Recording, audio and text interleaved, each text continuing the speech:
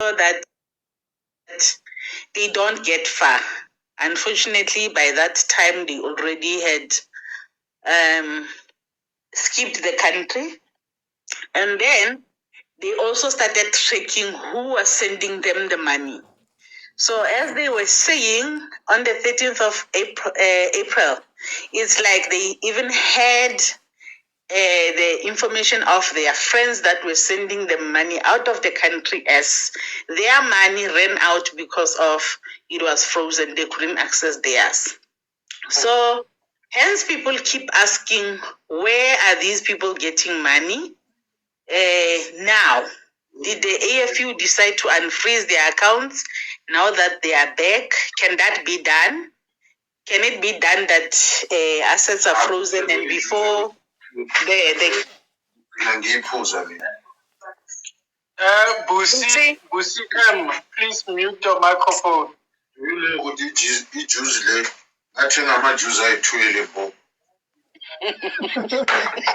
Busi, ska complain ka ju se life.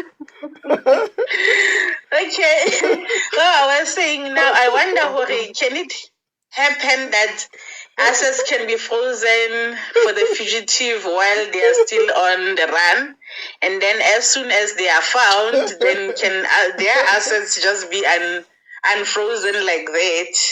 I don't know that, because it's clear that they do have some access to money, whether it's theirs or someone is paying on their behalf, which would be very interesting to know who that person is if that happens.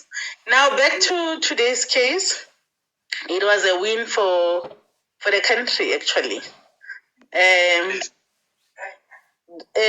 Advocate Katz came with fear factor. And he really did give us a shock. He sent some shock waves on Thursday. And I don't want to lie, I'm one of those people that were scared. I was scared for us. I was scared for the respondents, because really it was clear that there and there they may have slipped somehow.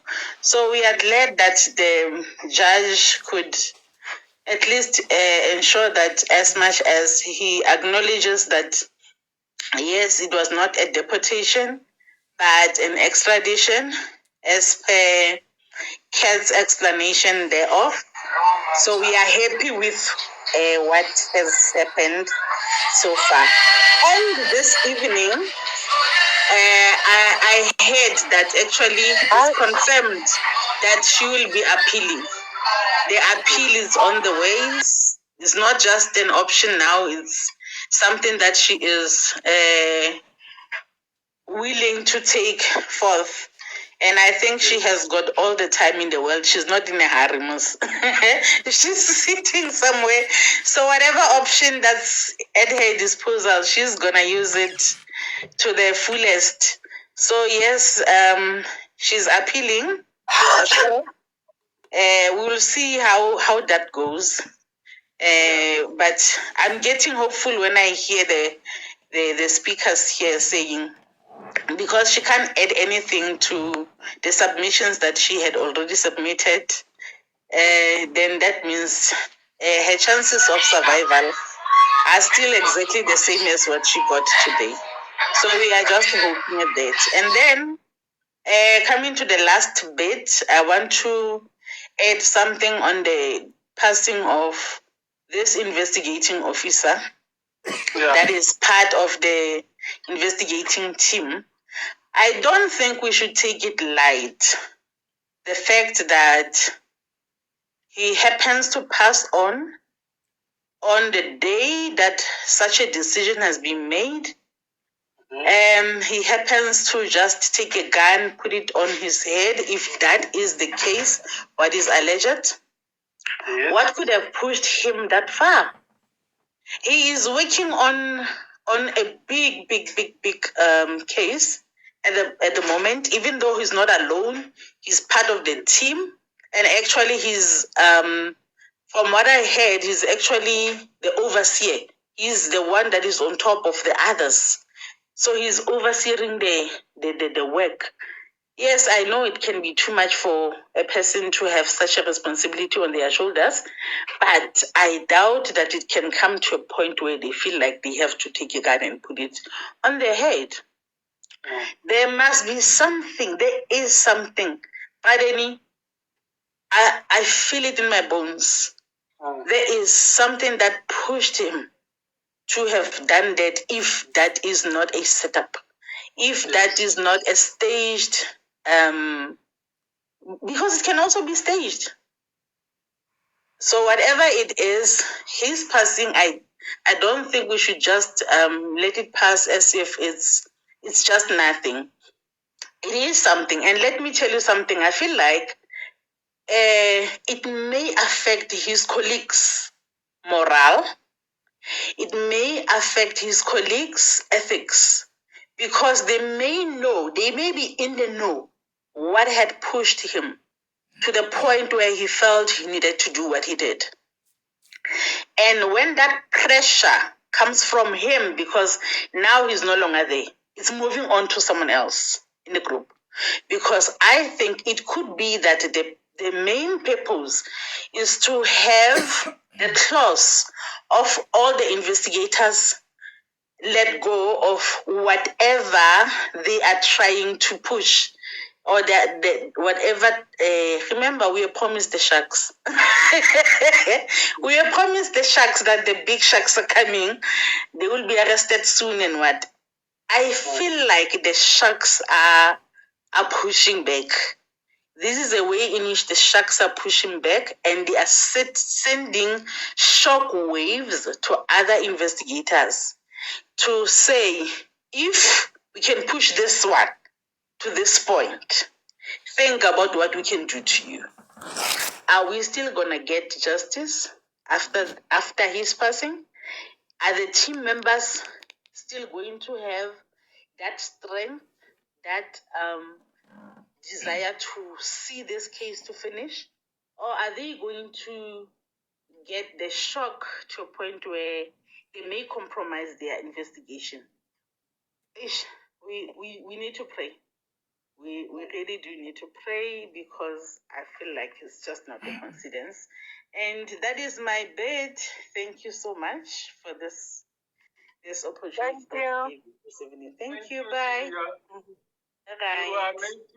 You are making a valid point. I must acknowledge that I was one of the people who took it lightly when I heard the news this evening. But after what you have said, I think I changed my mind. You pointed out some very significant things. The fact that he dies immediately after the judgment, that is something to be noted, to be investigated. The fact that it could affect the team morale. He's said to be the head of the detective units in the province. That's something big. So I think you've just pointed some very big things about this matter, and I think we should also follow it with interest. You're right, it could be the big sharks now beginning to send their message that we mean business.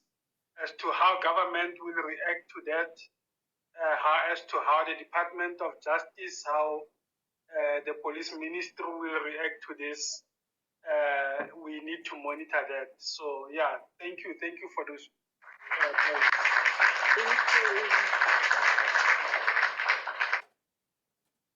Right, guys, we are sitting on 334k likes. Thank you for that. I think before 9:30 we could be sitting on 400k likes, and let's not forget to follow all those top gifters. I see there has been some beautiful movements on their following.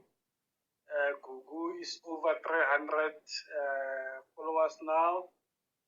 Thandi just sitting on 297.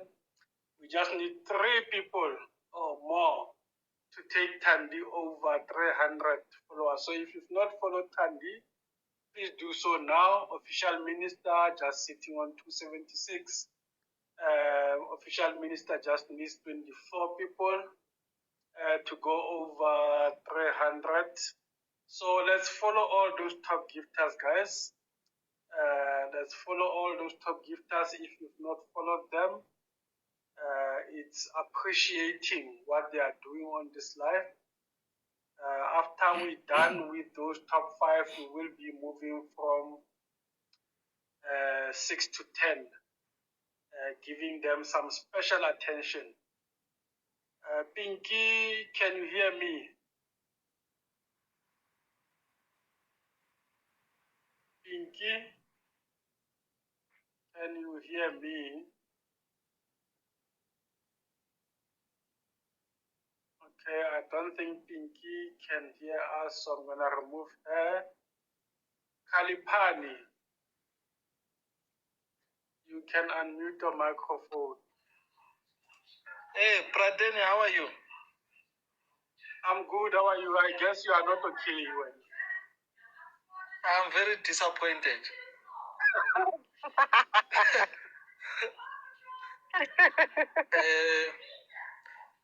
I'm very disappointed, and not only by the court, by the judgment, but Mutusi, I also disappointed me. You are on your own. Yeah. So, but now, what I said before, I think there is one thing that I can agree with the court with. Myself, I was disputing that was a deportation. It's clear now that it was an extradition. So I hear people saying that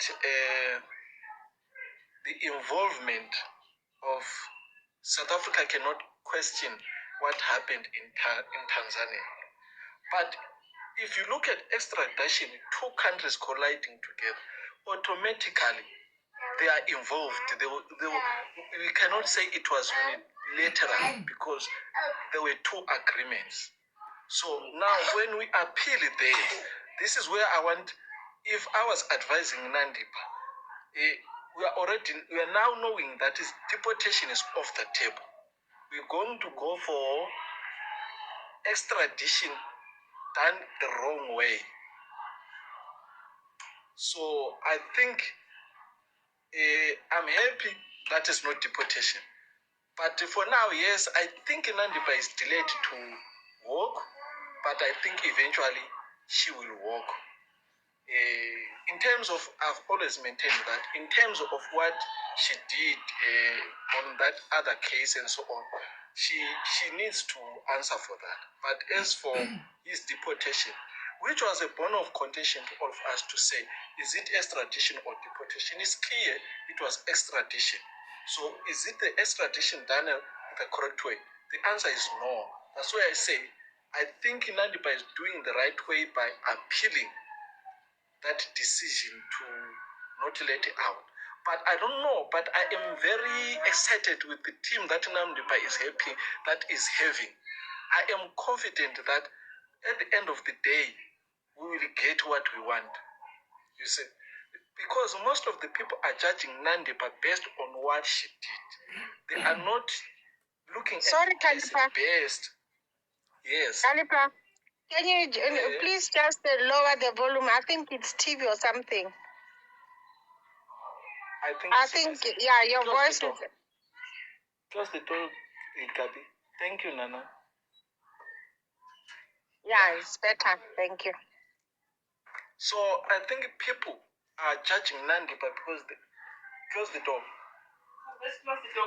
They are judging Nandipha based that he went and came to the body and so on, which is, we are not talking about that now. As what we are saying is that he was brought into the country in a wrong way. Of course, the court has said it is not deportation. We are agreeing. Was the process right? Don't say South Africa is not involved. When we say extradition, two countries, they collide. They were communicating. So it was an extradition done the wrong way. That's what I'm feeling, that Nandipha should advance strongly with his team at the end of the day. Because one thing that we must note, in the first, when they were arguing, both Home Affairs and the police, and they never disputed that is not deportation. They were silent on that one. Even today, they never disputed that, no, this is clearly a deportation. No one argued. When Katz said that, mentioned that deportation unilaterally, that's why it's going to, if it's appealing, they must hammer strongly on the issue of two countries colliding. So we cannot leave South Africa outside because they collided. Because if we say Nandipha was arrested with TAB, which means they used extradition, because how did the Tanzanians get to arrest them and communicate with South Africa? That's where my problem is. You see, I foresee Nandipha walking. Yes, she is delayed, but eventually on this one, because if the High Court now also says this was an extradition, and some are saying, no, we cannot question what happened in Tanzania. My argument is that I never questioned what happened in Tanzania. I'm saying it is not a deportation, and it is coming out so that it is not a deportation, but an extradition. So if it was an extradition, now we have to question how it was done. Question why? Thank you. Well, where do Sorry? you question that? Where do you question Now, that? In South Africa or in Tanzania? Can I answer that one? Because extradition involves two countries. We can even argue it here because it involves both countries, South Africa and Tanzania. Because they participated. In their own papers, they agreed that they were speaking. So they were involved. We cannot leave it to Tanzania. They were involved. In extradition, they did the same thing that they did to Bushiri and the Guptas. But in this one, they did cut corners. That's where the problem is. They were involved, but their involvement was cutting corners. Okay. That's my view. I'm saying another thing, Braden, there is a sense that I'm getting, especially with most of the people, that they take whatever the ministers or whatever the other person, because there is another issue that I almost forgot, the issue of dissent, whether Nandipha agreed to get into the plane.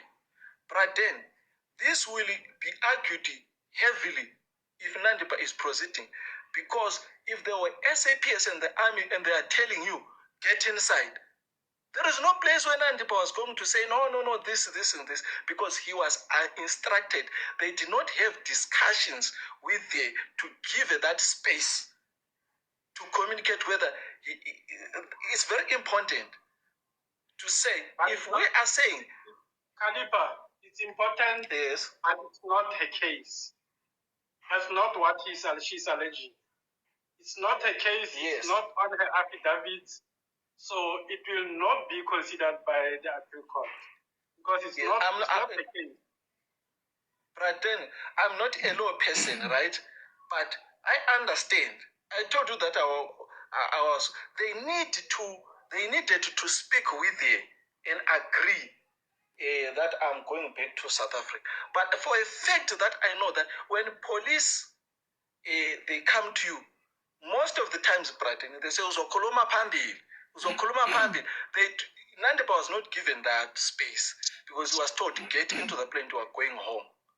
So I think I will park the bus here today.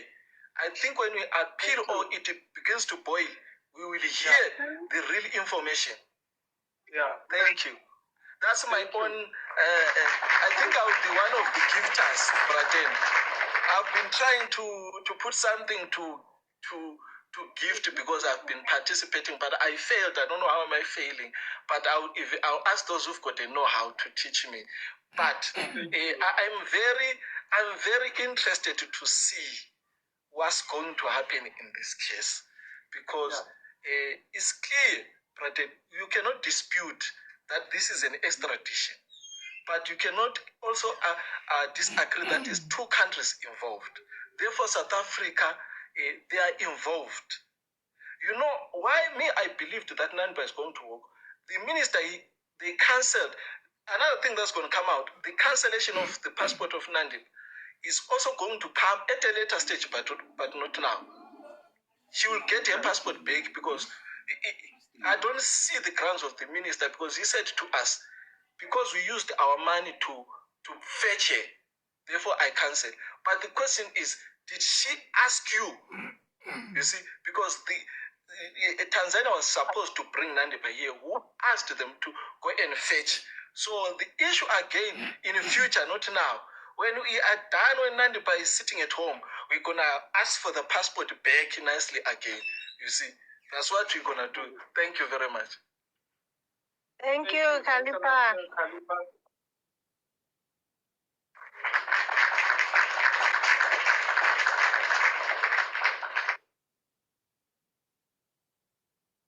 Okay, guys. After Khalifa, let me repeat what has been said by a number of speakers, including myself. There's no South African court, including the Constitutional Court, that is going to question the laws of Tanzania and how they implement their laws. Not only the laws, how they implement them. There's no, let's do it slowly. There is no South African court, including the highest court in the land, the Constitutional Court, that is going to question the laws of Tanzania and how those laws are implemented. And Judge Lobster said it today that the South Africans were taking guidance from what the Tanzanians were telling them. And the South Africans all along, they thought they were following international laws. If Nandipha wants to challenge what happened in Tanzania, she must go to Tanzania, find herself a lawyer in Tanzania. That's what the judge said unambiguously. So Nandipha is not going to walk free, guys. She can go to, let me tell you what's going to happen, the steps that she's going to follow.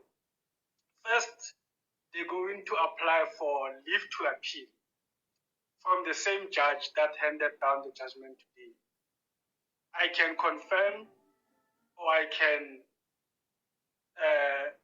say confidently so, they're going to get leave to appeal.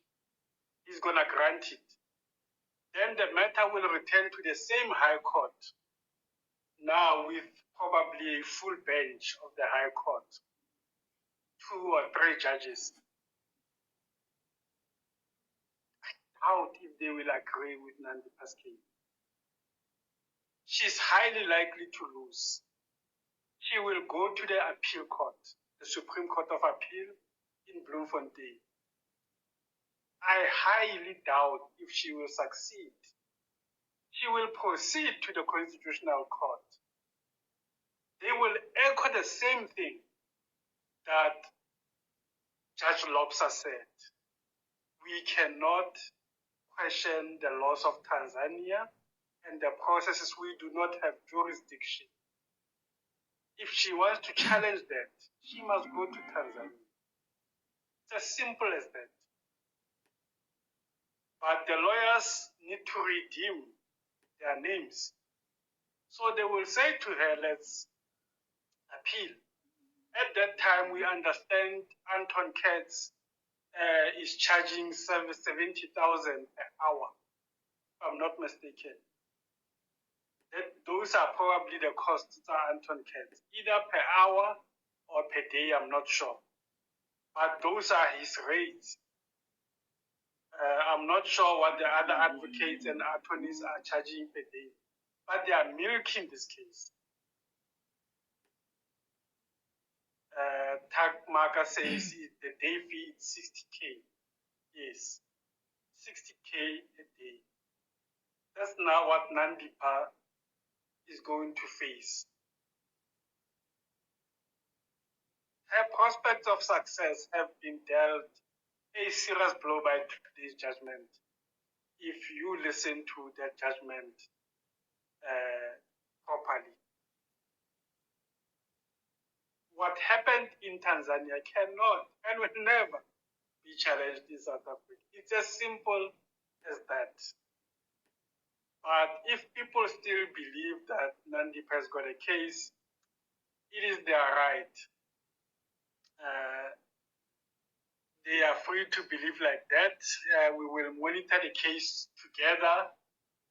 Whenever there's developments, we will come here and say, I told you, I was wrong, I was right. PhD holder, welcome. You're saying it's 60K per day. Yes, 60K per day. It's a lot of money. So if Nandipha is still willing to pay that money, it's really up to her. But her prospects of success were dealt a serious blow today with this judgment. Let me see if there's anybody on the queue. There was no one. Okay, I think it's people who've been here. Let's. Okay, there's a lot of people on the queue. Okay, guys, before I accept you, let me call the names of the people who are on the queue. I think most of you could have requested by mistake. So if you know you did not request, please cancel your request. Or the moment I accept, you decline. TL Mukwena, Seri, Godfather, ATM, Sizo, Lebohang, Busi, Easy. If you know you did not request, please cancel your request. The School of Life and Celia as well. So if you know you did not request, please cancel your request. The Makazo is also on the list. So if you know you did not request, guys, please cancel before I accept you. Or alternatively, when I accept you, please decline. So let's see.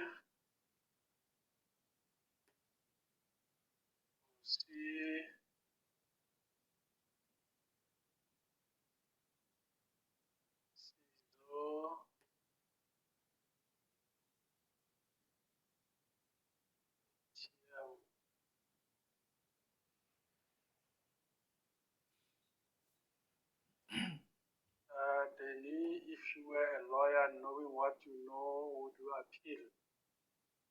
No. If I will only appeal if I wanted my new official minister, which is unethical. But I would, with today's judgment, I would not appeal this case. Some people usually say it's all about the uncertainty of the law. But knowing what I know, I would give up. I'm a fighter personally, especially when it comes to legal matters. I fight till the bitter end, but only when I genuinely believe that I've got a case. This one is hopeless, honestly. It's one of those cases which you can say it is hopeless. I do not see them succeeding. I would give up at this stage. I don't see the full bench agreeing with them. Supreme Court of Appeal, and there's only one common denominator: jurisdiction. South Africans washed their hands. They said, we stood back, we asked the Tanzanians how do their process work, they told us, and we complied. That's it. That's how far you can take it. No further than that. So I wouldn't appeal this one, honestly, even if I'm greedy. I'm swimming on depth and I see this client, which is moneyed. I would not risk my career. So, yeah. But then, as a lawyer, you must make peace, just appeal. And and soccer fees. Yeah, no, that's true. That's true. Takmada, I agree. Some lawyers, for them, it's about money.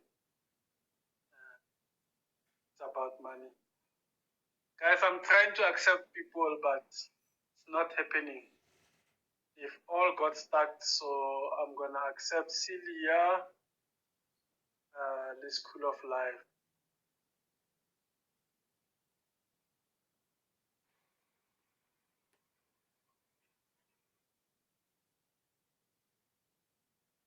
And the other thing that I need to clarify, coming out of what Khalipa was saying, we've said this point before, and I think many other people, I think even School of Life has touched on this point, guys. Going to appeal, there's not going to be any new facts that are going to be brought. The appeal court is going to rely on the record of what was submitted before Judge Lobster. And the matter is going to be determined basically on that. There's not going to be any new argument that when I got to the plane, I was intimidated by the presence of SANDF. Nandipha did not make that case in her affidavit. So it's not her case, it's not her allegation. Her allegation is simple. Oh no, about the 6th of April, I was in Tanzania and I was arrested. That's it, that's her case. Then counsel came and said whatever that followed after that was extradition disguised as deportation. That's all that the appeal courts are going to consider. Nothing new. So yeah, Celia. Hi, Biden. I'm back again. I just want to laugh. I want to laugh at what Khalipa was saying. His passion. He loves Nandipha. He so wants her to win. So I just want to say, I want Nandipha's lawyers to give her ideas. You know, I want them to instill these stupid ideas so that she keeps on fighting for this and that and that, and she keeps on losing on this and that and that and that. Sorry, Khalipa. I'm one of those people that I want to see her lose every day. Khalipa, please send her some ideas of what she can fight for as well. After that appeal, then she must give her more ideas so that she keeps on fighting and losing and losing. I want to see her lose. I'm sorry about that. Thank you, Celia. And guys, remember, as we laughing at Khalipa, remember Khalipa was deported. Khalipa is that guy who was deported back to so. That experience. This thing is passionate to him. It's personal. It's experience. He's experienced the deportation process.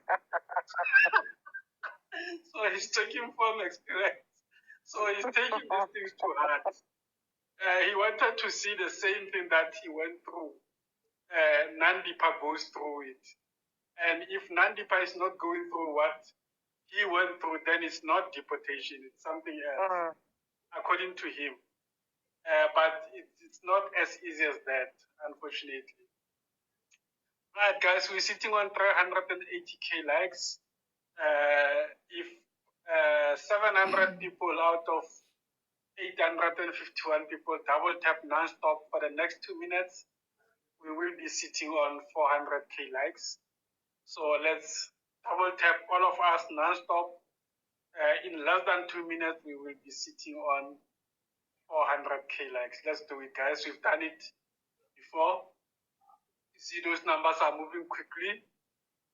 So let's double tap. 283, 284, you see. School of Life, you can unmute your microphone so long. Okay, can I also have my moment of laughs?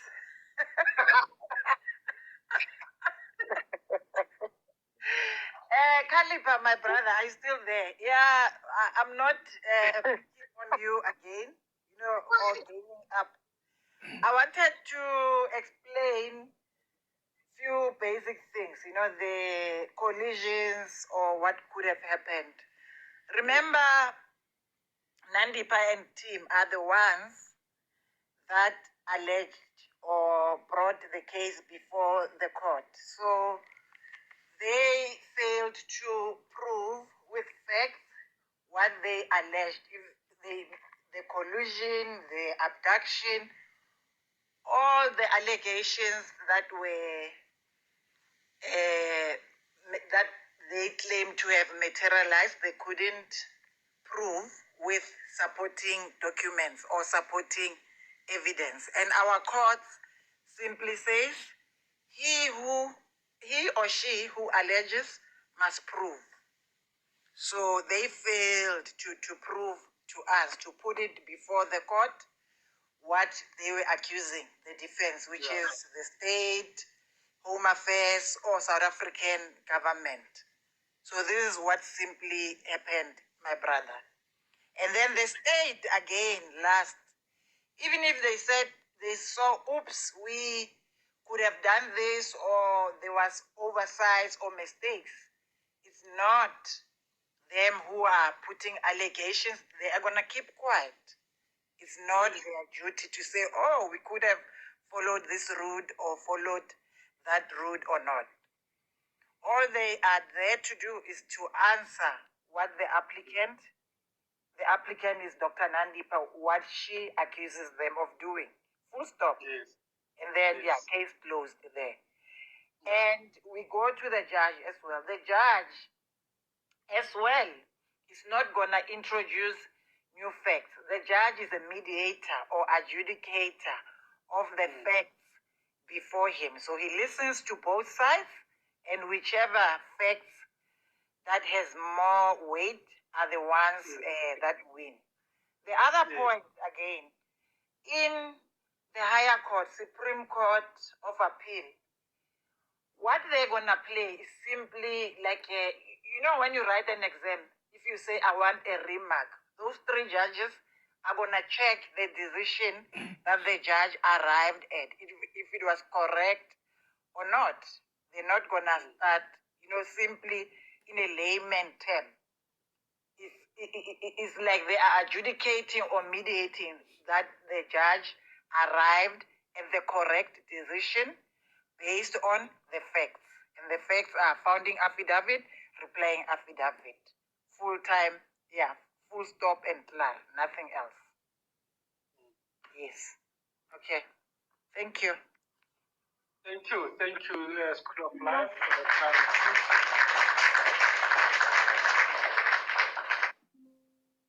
Sanza. I said,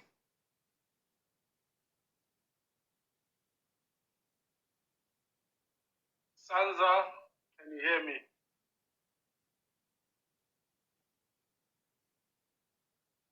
Sanza, please unmute. Otherwise, it looks like Sanza came here by mistake. So I'm going to remove you and check other people. The official minister is back.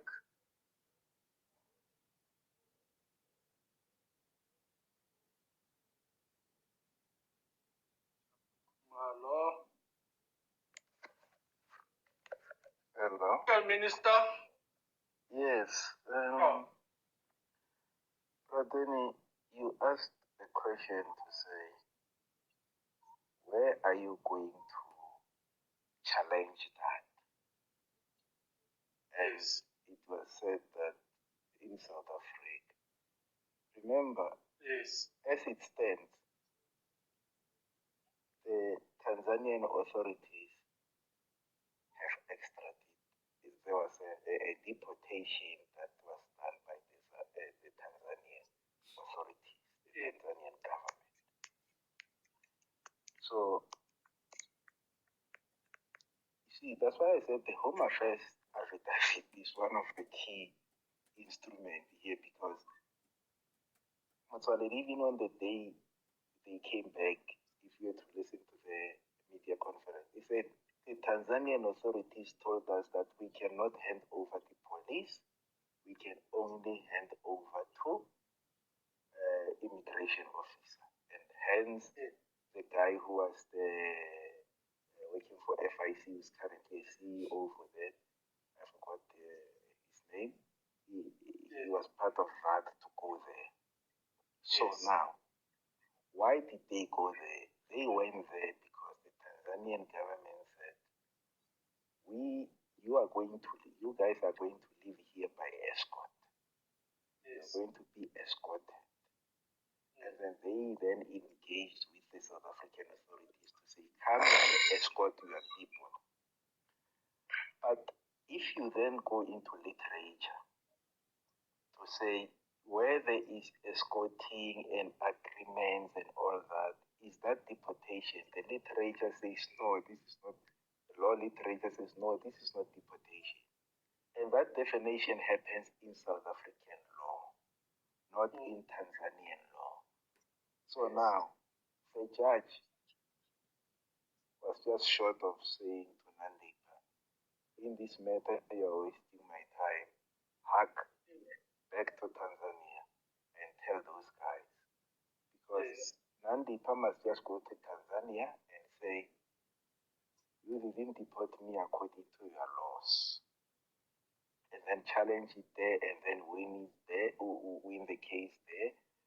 But for me, I don't know what was the legal team planning to achieve, because if Nandipha was to be released, he was not going to go to Tanzania. He was going to be released, and the South African authorities were going to arrest him. And then back to square one. I really fail to understand what did they want to achieve with this. For me, they just wanted for a loophole because maybe they were running out of loopholes. But for me, it was waste of time, not only time, resources. So that's what I wanted to clarify, to say. It's done. I don't think there's any miracle that is going to happen. Somebody asked here to say that's Muti work. Even Muti will not come to the rescue. So I think it is very important to look at it from that point.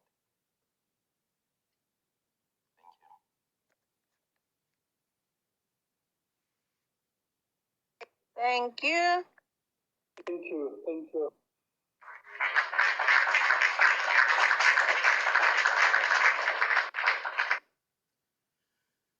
Jabu Kumalo, please unmute your microphone. Yes, thanks, Braden. I really it's so amazed to see even our lawyers playing games with the system.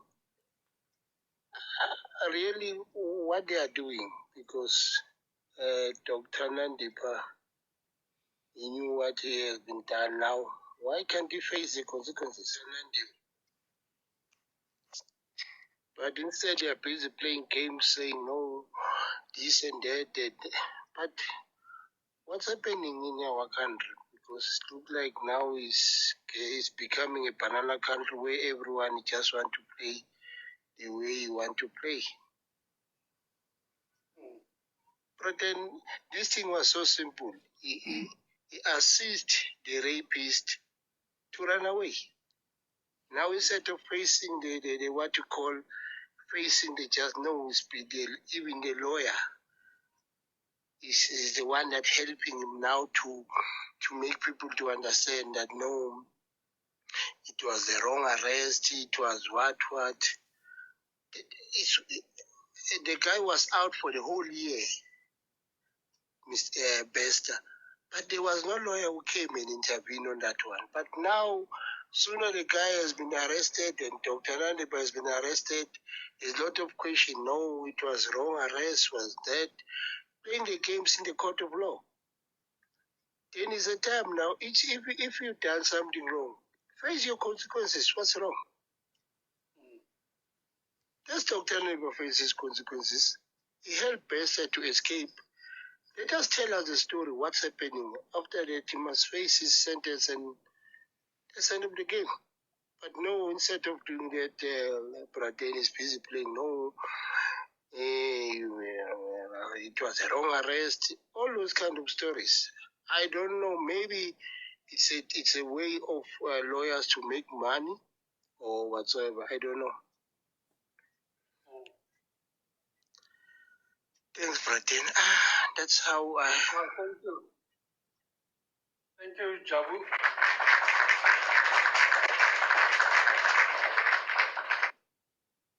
You know, earlier on, official minister asked me if I was Nandipha's lawyer, would have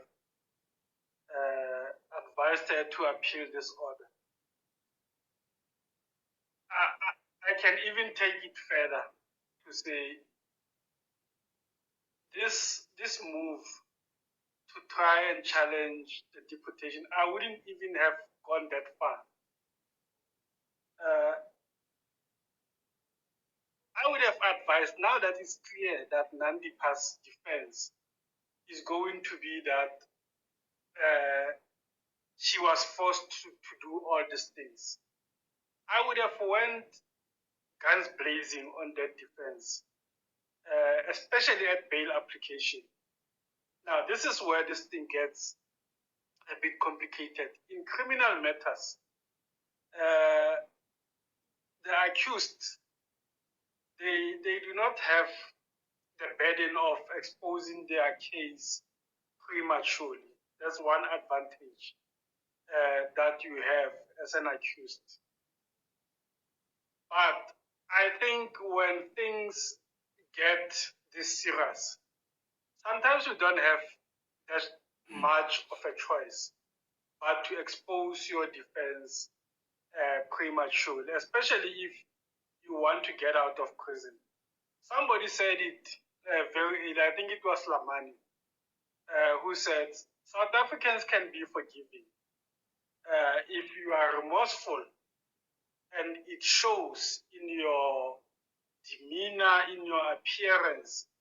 South Africans can forgive you. Already there was a lot of public sympathy towards Nandipha to say Thabo Bester forced her to do all these things. Even though it was going to be another mountain to climb. But in terms of our jurisprudence, when you apply for bail or when you start to defend your case and you don't testify personally, in person, the court can draw an inference. The court can place a much lower emphasis on your written testimony as compared to a verbal testimony. Once you come out and testify verbally or orally in your own defense, that carries a certain level of weight. The difficulty there is that you're going to be subjected to cross-examination and your case can be teared apart very easily. So that's where lawyers often have difficulties advising their clients. But if Nandipha was my client, I would have taken that route. I would have provided her with that advice to say, you stand a good chance of playing to public sympathy. Go out there and put up that strong demeanor and personality and remorseful and argue that you were forced throughout this thing. You were scared. This guy monitored your behavior while he was in prison. He convinced you that he was so powerful that even if you reported him to the police, nothing was going to happen. And you were convinced as a result you did everything that he asked you to do, even though you knew that was wrong. Somebody once called this a defense of necessity. She could have had some chances with that kind of a defense. And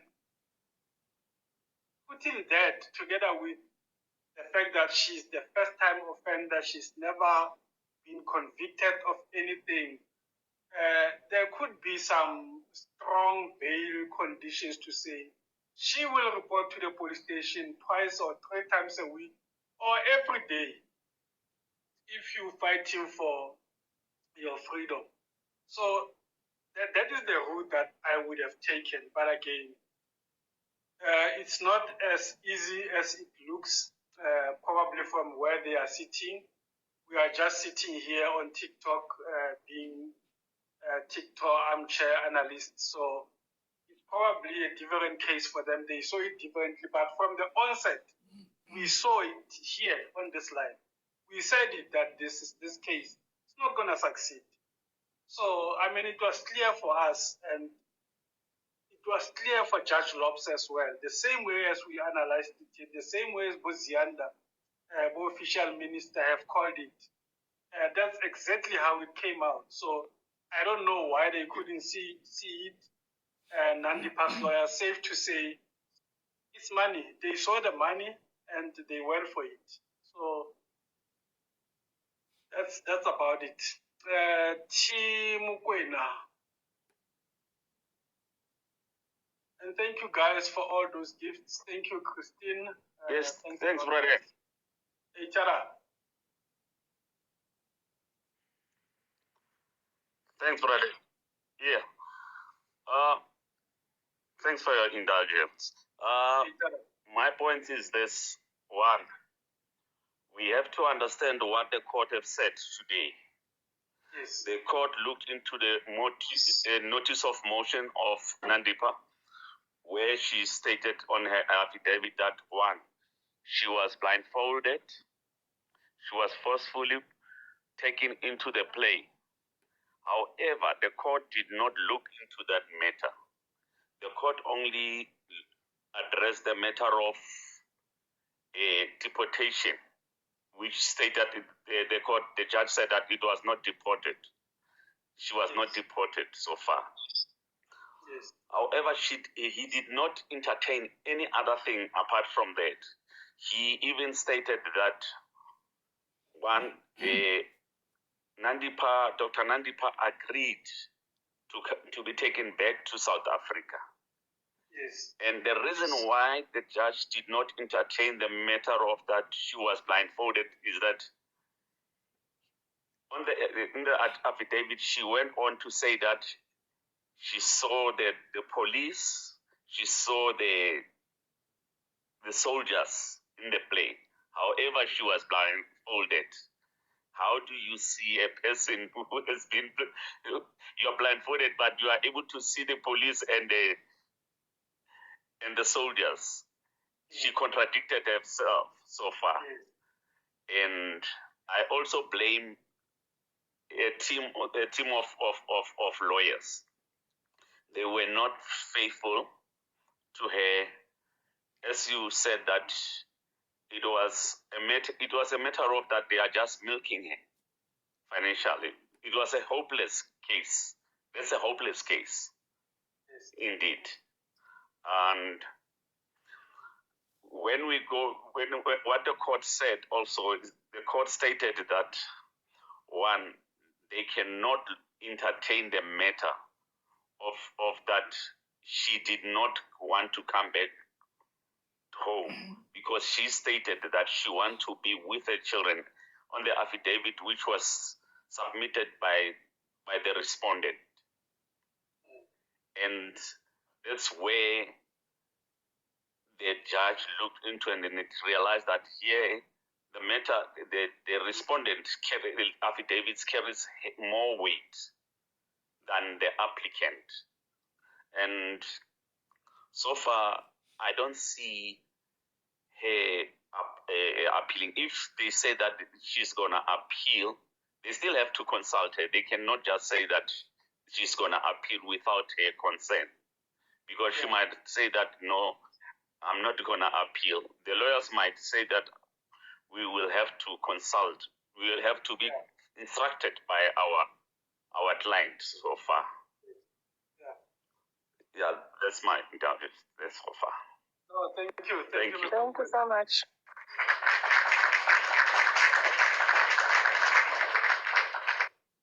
And just to confirm there, as TL Mukwena goes out, I think that consultation has already happened.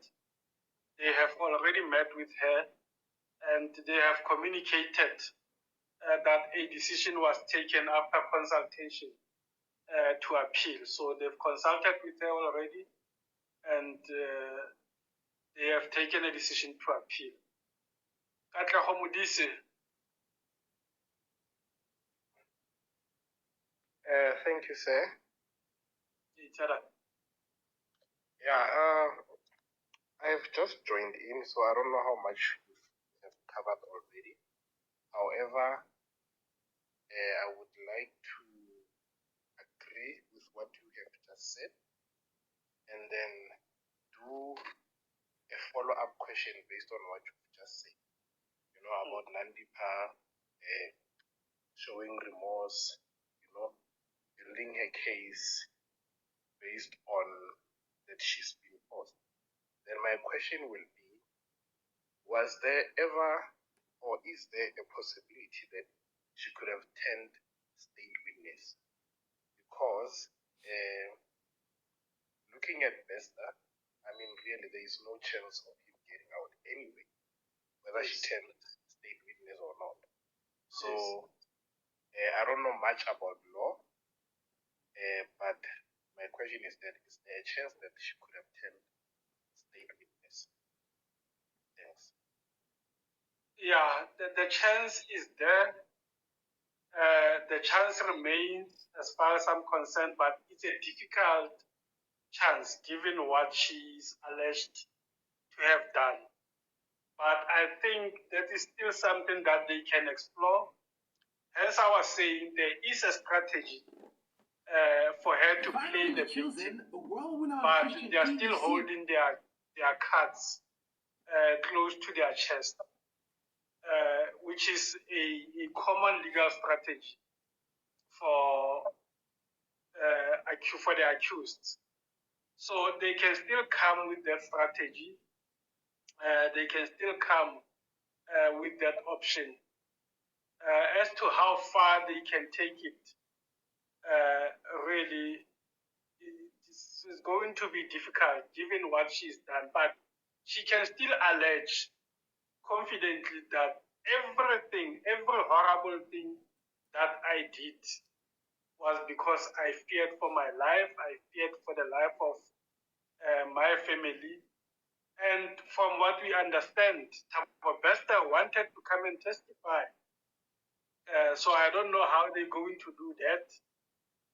You accuse somebody and he comes and testifies and agrees. Like, I don't know. I don't know how they're planning. But that is an option that I think, I could be wrong, but I think that option is still available. But she'll have to tell what do they say?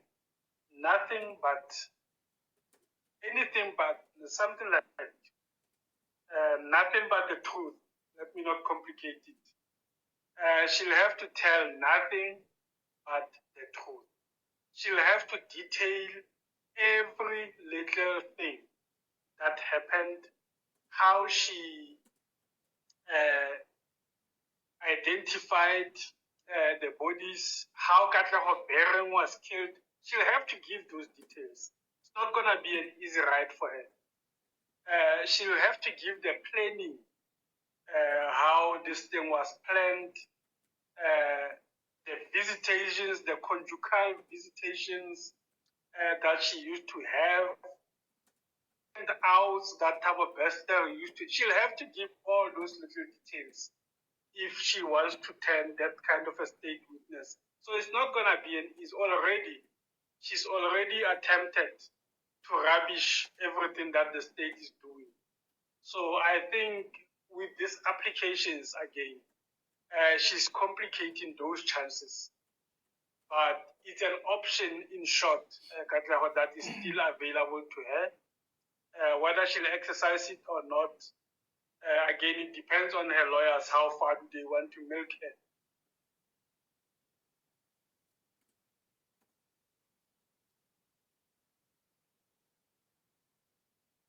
Nandipha is still there. Oh, he's gone. So yeah, guys, I think he's I gone. think it's really, I think it's really up to her lawyers and up to her how far she can believe everything that her lawyers tell her. Lawyers will deal with you if you've got cash. If they see that you've got cash and it's cash really, they can get it now and go and spend it. They won't say no, they'll take it. Even myself, earlier when I said I would have not appealed, but if circumstances said, Denny, you don't have cash and here is cash, I was going to tell her, no, we can appeal this thing. We've got a strong case. Deep down knowing that we're going to lose. Yeah. Yeah. All right, guys. I think we've almost come to the end of the day. I don't see many requests with the people that I'm trying to accept. They are dropping or either they are hanging. So I think we've reached that time of the day. I'm just going to call the names that are on the queue. If you really, really want to speak, just confirm. When I call your name, just write yes or type yes, comment with yes. Then I will accept you, but after 10, we are stopping the line. So I've got Guto on the queue, the Hey Master, Uletsane, Matotola, Natin Dlovu, user 48, and Stevens Kanumba. If you really want to share something before we close, comment yes, Nati, I see you. The Hail Master, I see you. Stevens, I see you. Okay, I'm going to take those three guys. Those will be our last speakers for the night. After them, we closing. So Stevens, Nati, the Hail Master, the Hail Master. Oh, Ranaka. The Hail Master, Yes. Hi, Denny. there's background noise.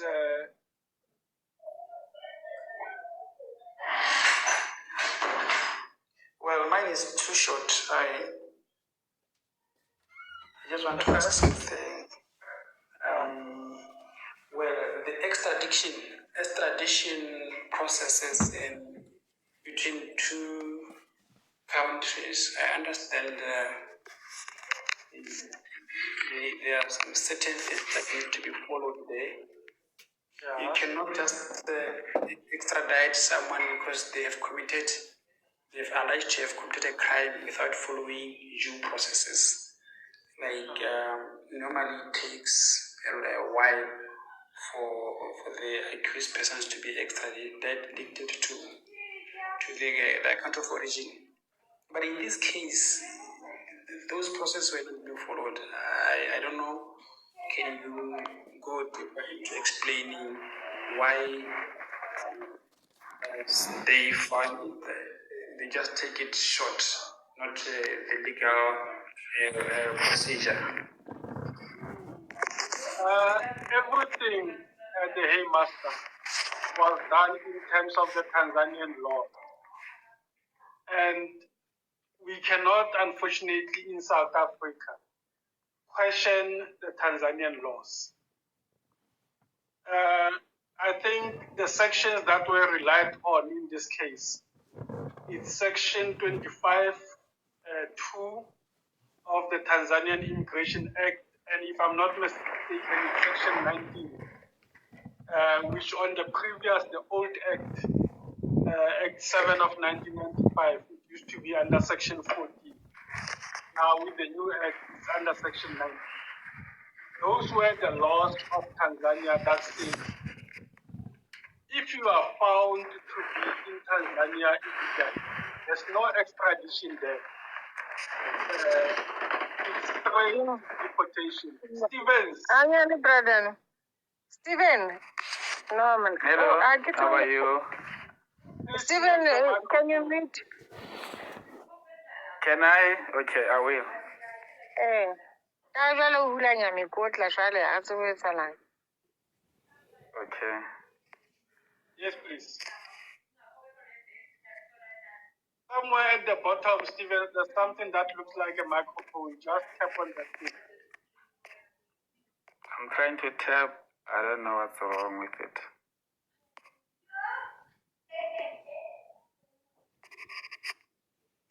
Yeah, because there's a background noise that's coming from your side, and it's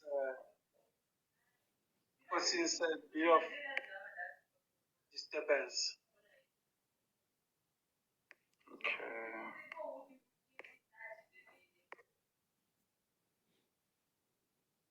Okay, I think he's left. So as I was saying, the Haymaster,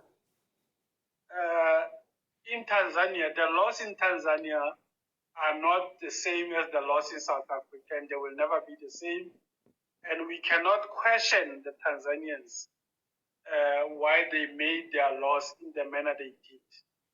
So it's simple. The laws in Tanzania says if you are found in Tanzania unlawfully, you're not going to be sent to court. You're not going to be asked too many questions. As long as it's confirmed that you are in Tanzania illegally, you can be deported within 48 hours or 78 hours or whatever period that they give you. It's as simple as that. So it's the laws of Tanzania that were being followed. And according to the Tanzanians, they followed their laws to the letter. And according to them, what happened was deportation. If anybody wants to question that, that person must go to Tanzania and lodge a legal challenge in Tanzania, not in South Africa. And I think the judge was very much clear about that point today.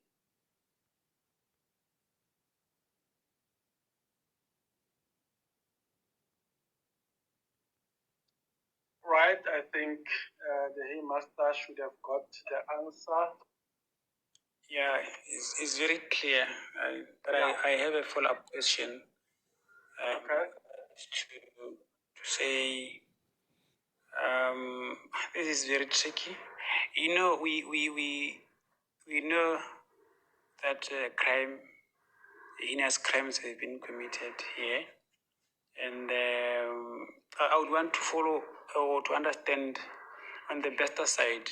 You know, so does Besta has to go to court or has to go for trial or is straight away prison? Another thing. Both of them. He's already in prison saving a life, so that's not going to change. But for escaping out of prison, it's a new case, so he will go to court. But while he's in jail, it doesn't mean that if he wins by any small chance, the escape case, meaning he's going to be out of prison. No, he remains jailed, and whether he's convicted on the charge of escaping or not, he will remain in prison for life.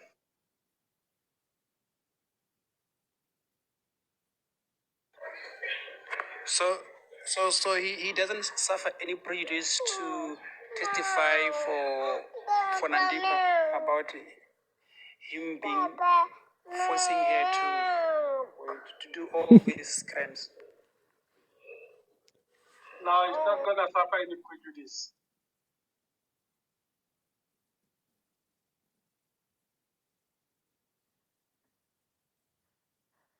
All right, guys, I think we're going to let the Haymaster do daily duties. Milk. Papa milk. Today is Father's Day. Yeah, no.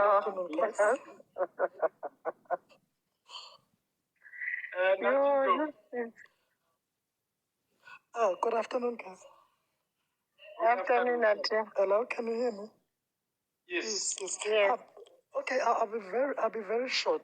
For me, I do think that Nandipha's lawyer should appeal the judge's decision, because basically the judge failed to consider other things. I think the judge felt so much under pressure. Firstly, one has the judge not explained what was the NPA doing in Tanzania, because the NPA is only there to charge people. So what were they doing in Tanzania? And if you remember quite well, when we first reported that they have been arrested in Tanzania, the police minister even stated that they were part of the operation, to identify them. So they were. I was trying to get the statement that the police minister said, because there was an interview where he said something to that effect. So I do believe that the judge did not look at the whole case that they had presented to them. Yes, there may be inconsistency there, but the judge failed to look at the case as a whole.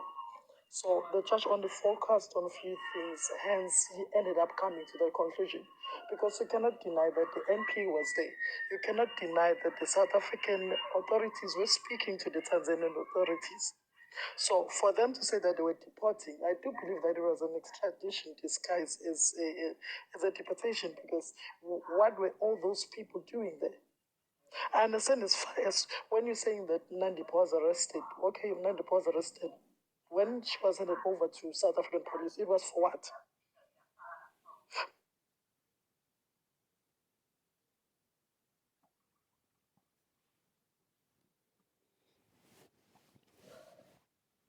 Load shedding.